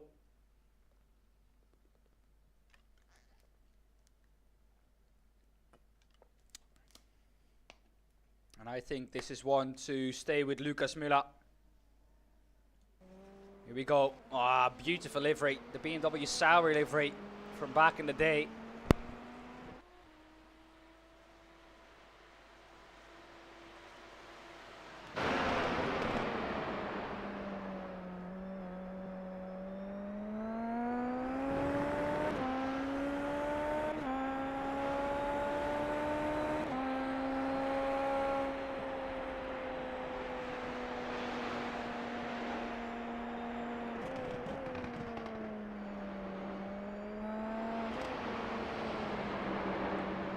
See the elevation changes. This is, I love Mid-Ohio, but I did say that Kota would be amazing with the Super Formulas. Kota would be amazing with the GT3s as well.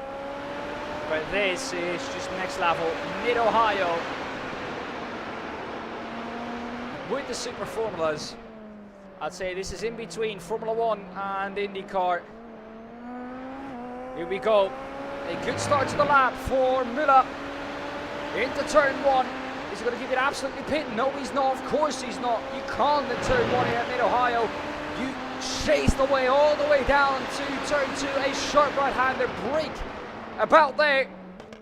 And get it turned in. Back onto the power. Get over to the right-hand side of the track. Make it as short as possible, this run. Then into the right-hander. Braking at the start of the cones. Up the hill we go. And then we drop down again into the right-hander. After this we have a little bit of a straight left-hander up the hill. It's so difficult though to keep the car balanced there. If you go through there side by side, it's absolutely, well, you're going to kill yourself at one point. Lucas Müller though, quickest in practice. Edmundo Bortolotti. Looks like a good lap so far from him into the last 2 corners. The right and the left-hander onto the straight. Not the best, also not the worst legs. Hugo Sassa 107.4. Lucas Müller 106.72 for him. Mario Suk gets close. Mirko Bortolotti goes ahead of him, a 106.36. That's a majestic lap time from the Italian driver. And once again, he shows why he's leading the championship for a 5th season in a row. It took a while. It was Jonas Varner who was ahead of him first. Then it was them three, Lucas Müller, Jonas Varner and Mirko Bortolotti, leading it by all three. But coming into this round, coming into week 5, Mirko Bortolotti was leading by 252 points, 232 points for Lucas Müller. 20 points in between there. But the first time Mirko Bortolotti has led the championship on his own this season.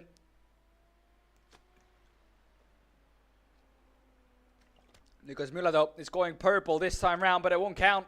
It won't count this time.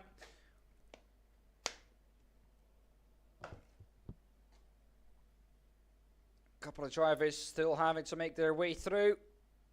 Davy Overmars. Oh, is he gonna have enough time? He's left it late. He's gonna open up the last corner. Is he gonna have enough time? I reckon. It's 106 here. He's left it too late, I think. He's gonna need a banger of a lap time if he wants to make it round. Let's see, let's stick on board with Davy Overmars to see if he's gonna be able to make his way through. This is what the driver is seeing. This is driver's eye view.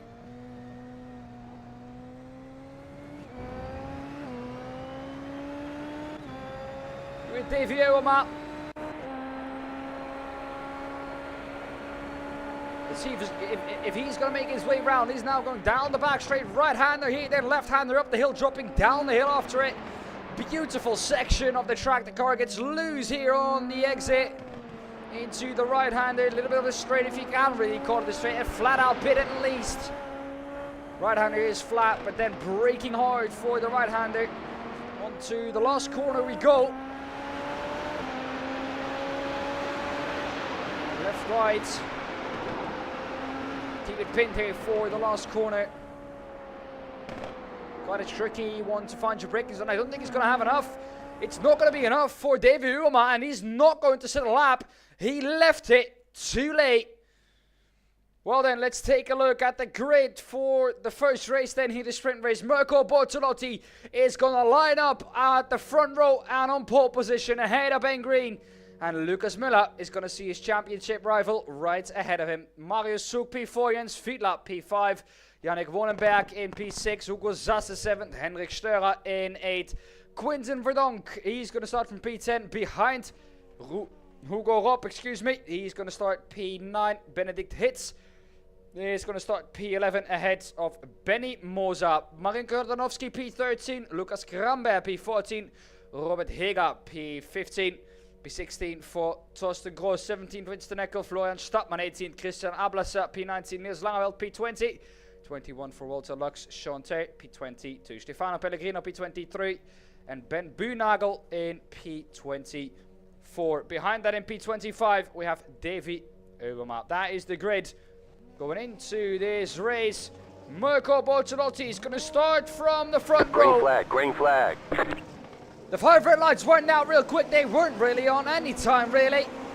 And it's a good start for Mirko Bortolotti. A good start for Marius Zug as well. He's going to try and make his way around the outside of Mirko Bortolotti. Oh, a bit of a snap there in the background. Some people going off onto the left-hand side of the screen. But Mirko Bortolotti has kept his car away. He had it at the start, and that was at the front of the field. Hugo Sasse in P3 at the moment. Lucas Müller P4, but Hugo Sasse 4 positions gained from the start. An incredible start from Hugo. In the background, though, coming through the field, Benedikt Hitz in the Red Bull livery car. Ben Green in the all-black livery. The Advan sponsored rear wing. That is Benedikt Hitz.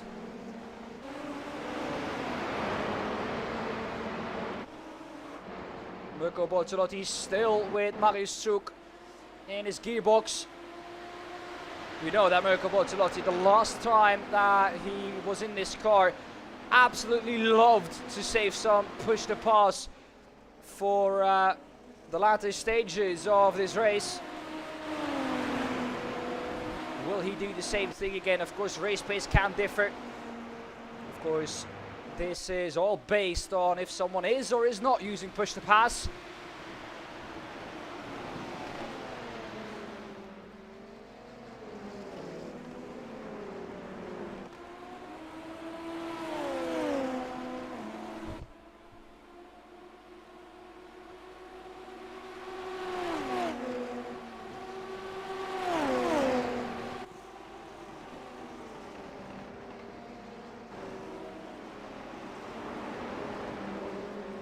Zasse has dropped that position once again to Lucas Müller. He's found his way back up to where he started, P3.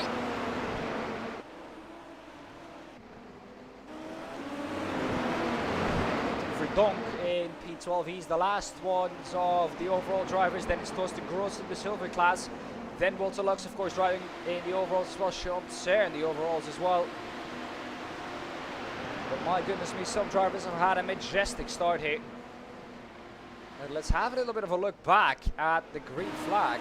And I want to go on board with Hugo Zasse. He had an incredible start. Let's take the chopper cam. Here we go. Hugo Zasse, middle of your screen. The Gazes car. What a start for him. Picks his way past the BWT car, threads the needle, then gets his way past Ben Green as well.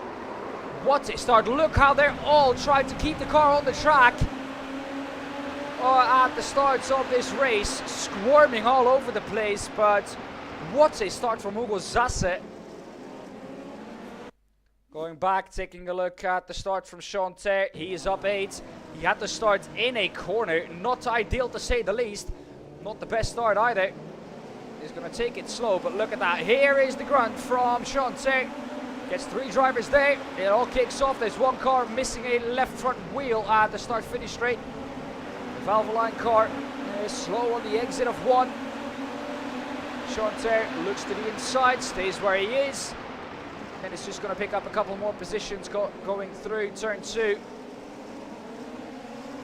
But what a start from some of these drivers. Absolutely amazing to see. So difficult, however, though. That shows you how difficult it is, I was going to say, to start these Super Formula cars. Mirko Bortolotti still under pressure from Marius Zug. BS Plus competition. Then it's Doha Esports, Lucas Müller. And Green and Hugo Zasse in P4 and 5. Lucas Müller and Marius Zug's teammates competed in the virtual NLS Nordschleife Langstrecke Serie.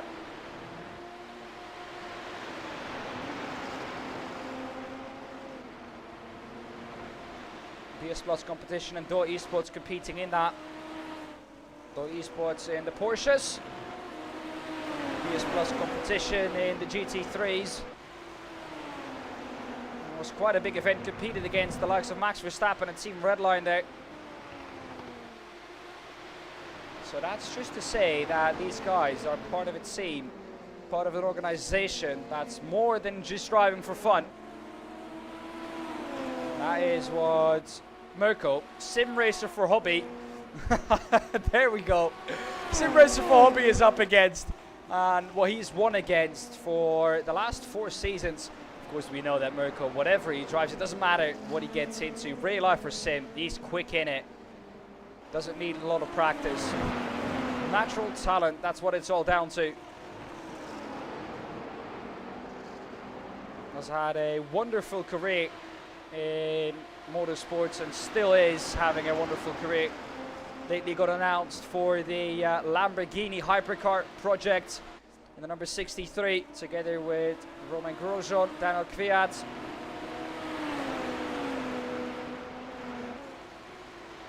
He's also Formula 2 champion.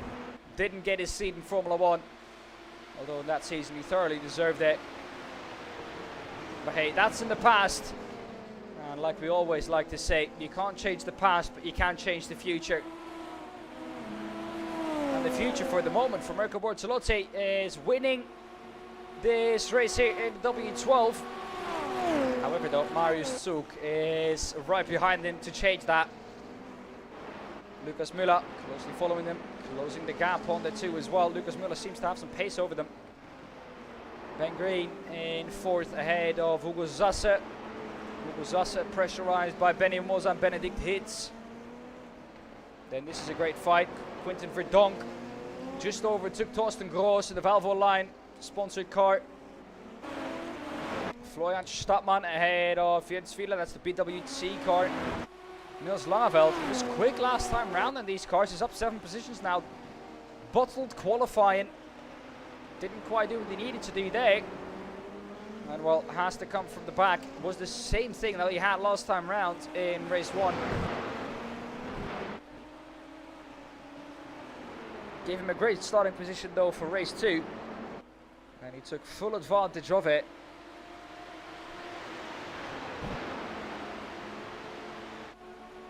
Bortolotti making his way through some traffic. Marius Zug.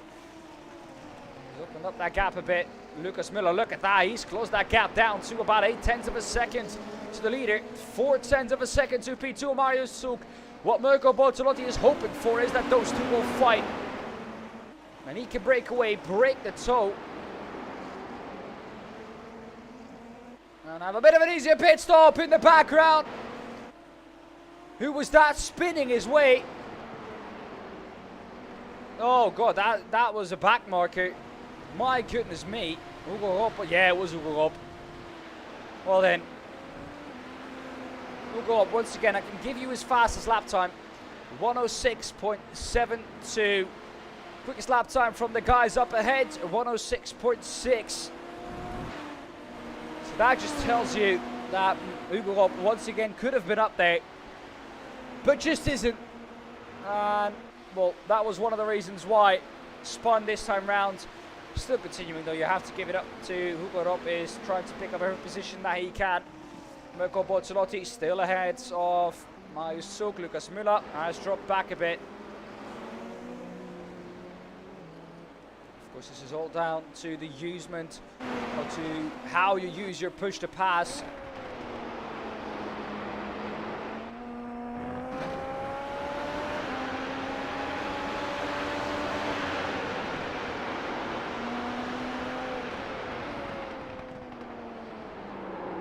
Oh, a bit of a moment there. My goodness. I just thought Marius Zug was gone there. That's how easy it is. That's so easy to just get a bit of a slide on and lose a couple of tenths. And that is exactly what has happened there to Marius Zug. Mirko Bortolotti hasn't. And that gap is now more than a second.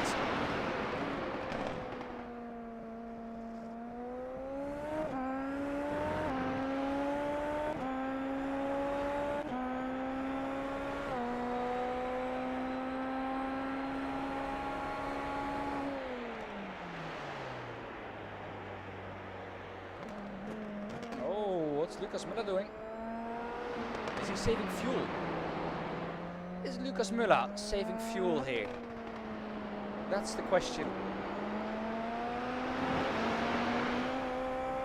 It's definitely sounded like it.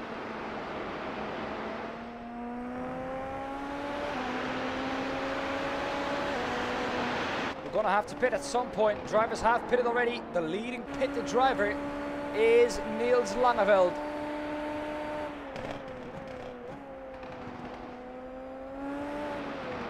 So I take back what I said earlier on. It might not be the case that he bottled up qualifying. No, he just stopped early. So, excuse me for that. Niels Langeveld didn't bottle qualifying. He just made an early pit stop. That is why he's down there. He's leaving overtake on. He's using all the seconds he can. This is to get as many positions as he can. Until the other drivers, of course, come through pit lane and take their pit stops.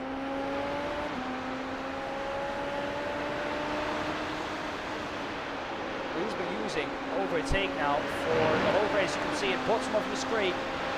Lights are flashing and overtake on is on his heads-up display.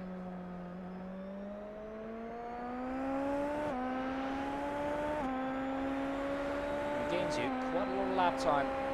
Mirko Bortolotti just set the fastest lap of the race, 105.5. That's a seriously quick lap time. 4 tenths quicker than anyone else has managed in this race. 20 seconds left now for Niels Langeveld.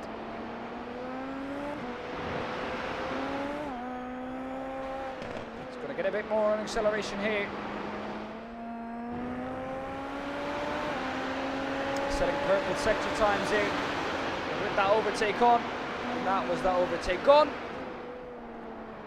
Back to normal pace for Niels Langeveld. And that has definitely given him lap time. Who's that standing by the side of the track? Oh, that was Walter Lux. No, no, Walter Lux has gone off earlier. What has happened to him? Let's have a look. On board now. Oh, hitting the grass on the outside. Throws that car around. Back to life pictures though. Mirko Bortolotti's into pit lane.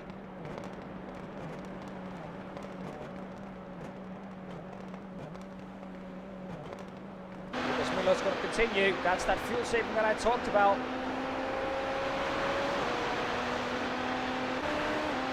Ben Green continuing. Where is Niels Langeveld going to emerge in all of this? He still is yet to come up to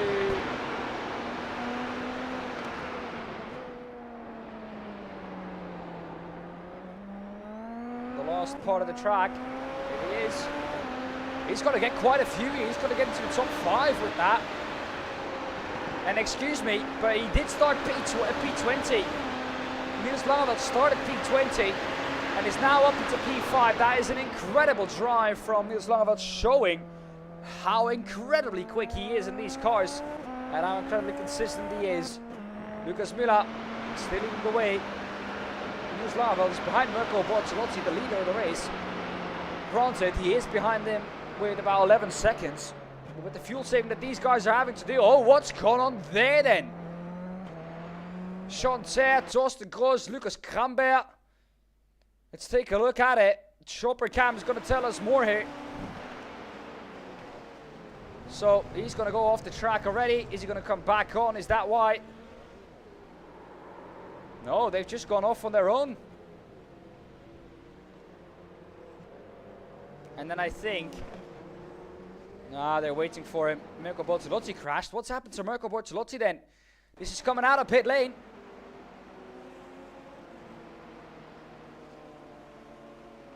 No, he's letting someone... Oh, he's slow. Mirko is slow. What has happened to Mirko Bortolotti? Oh no, the leader of the race has DNF'd. It looks like, my goodness me, what has happened to Mirko Bortolotti? Lucas Müller is going slow.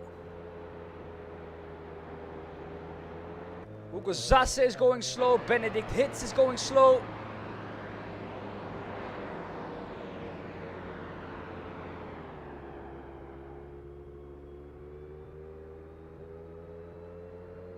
What is happening?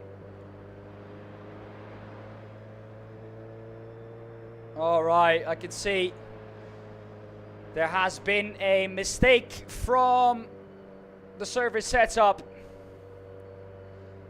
And that means that race 1, and I did see this earlier on, was 18 minutes long and not 15. And that in return means that this race is invalid. Race does not count. All back to pit lane.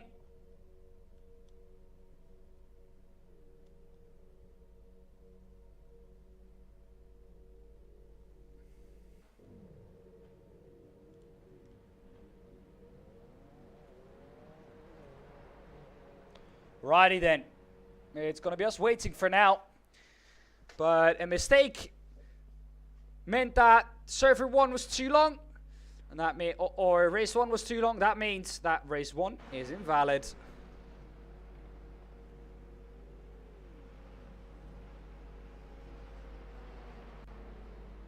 Hello, Mirko Bortolotti is with us. Mirko, can you explain us more about what is happening at the moment? Yeah, so basically the Super Formula cars are not supposed to be refueled in iRacing, and we took a fixed setup that was limited on fuel.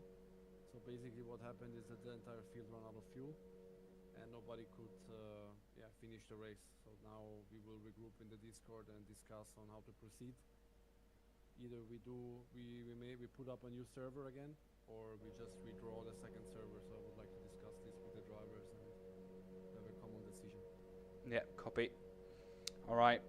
So Feel free to join that channel as well, and we'll have a discussion there. all right, sounds good. Thank you very much, Mirko. Thank you.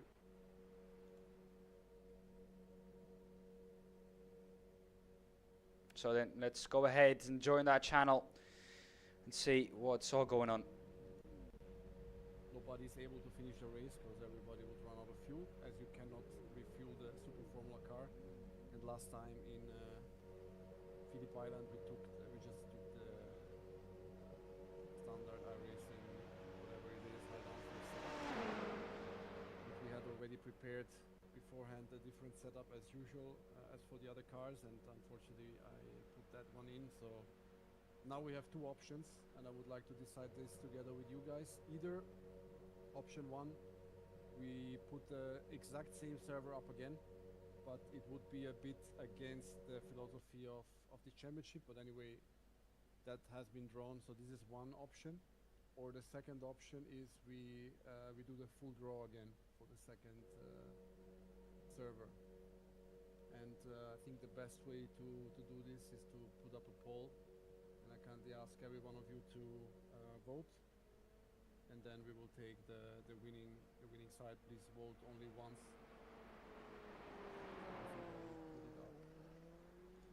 If any one of you has a different idea, then feel free to let us know. But I think at the moment that's the only idea I have on trying to race still tonight. So let me know if you have other thoughts. In this channel we have a text channel in here, and if not, I would say we proceed and we just do the poll and then we see. So I'll just put it up quickly.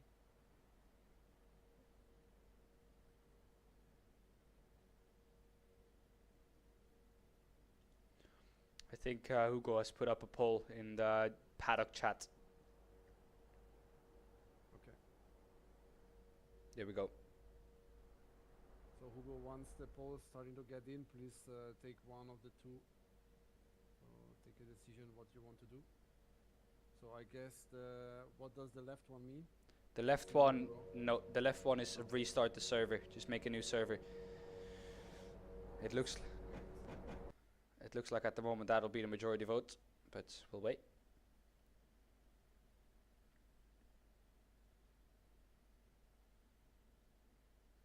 Ben is asking if it's too late to do two races again. That's a good question. That's, yeah. It's should we just I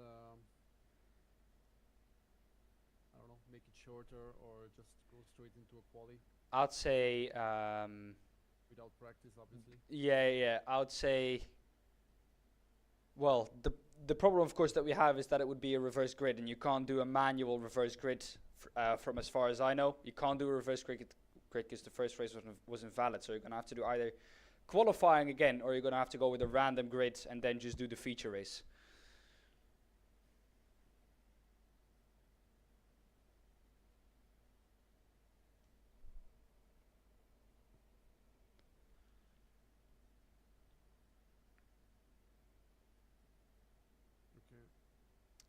Benjamin has put up Benedict has put up a short practice, 1 lap quali and 2 10-minute races. So same format sounds actually better to me, honestly. You cannot skip quali, unfortunately, because we need a grid. Yep. So I would say 5 minutes for everyone to join on practice, then 1 lap, 5-minute quali. And then the same 2 races we usually have with 18 minutes. If everyone agrees, I would go that way. And as sooner as we decide, the sooner we can set it up.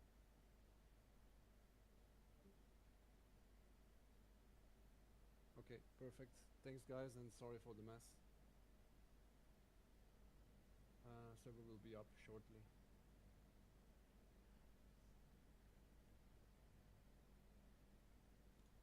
All right then, that has given us clarification on what's going to happen. So I'll be switching servers, and I'll see you soon.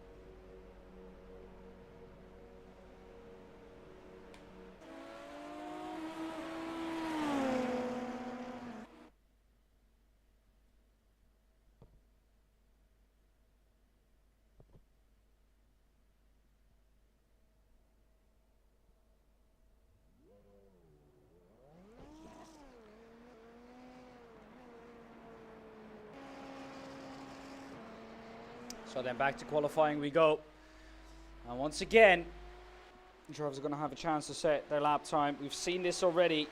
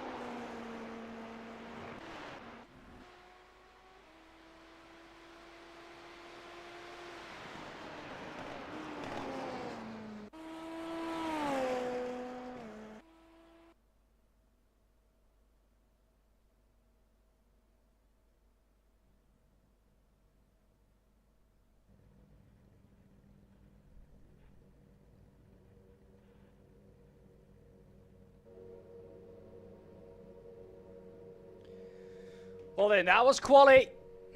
Let's see, now the race.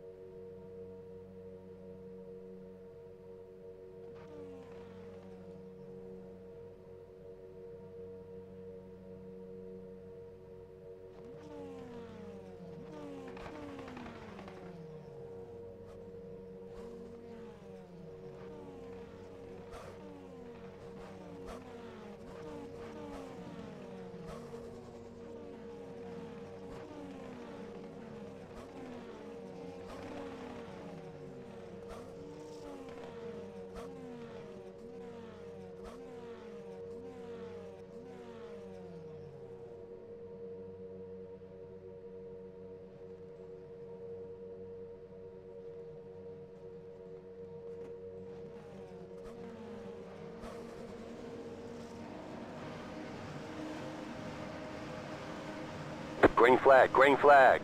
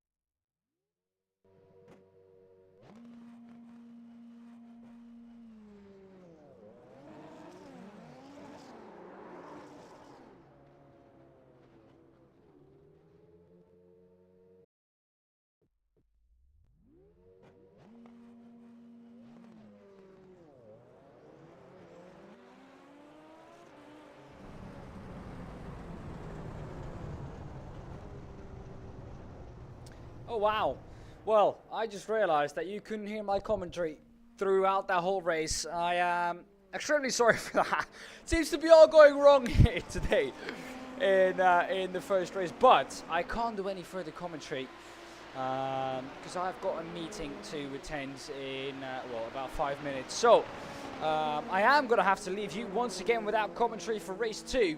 But, of course, in that first race, great battle between Mario Zug and Mirko Bortolotti for the win. Only 2 tenths in the end separating them. But here's your grid for race 2. And, well, have fun and enjoy it.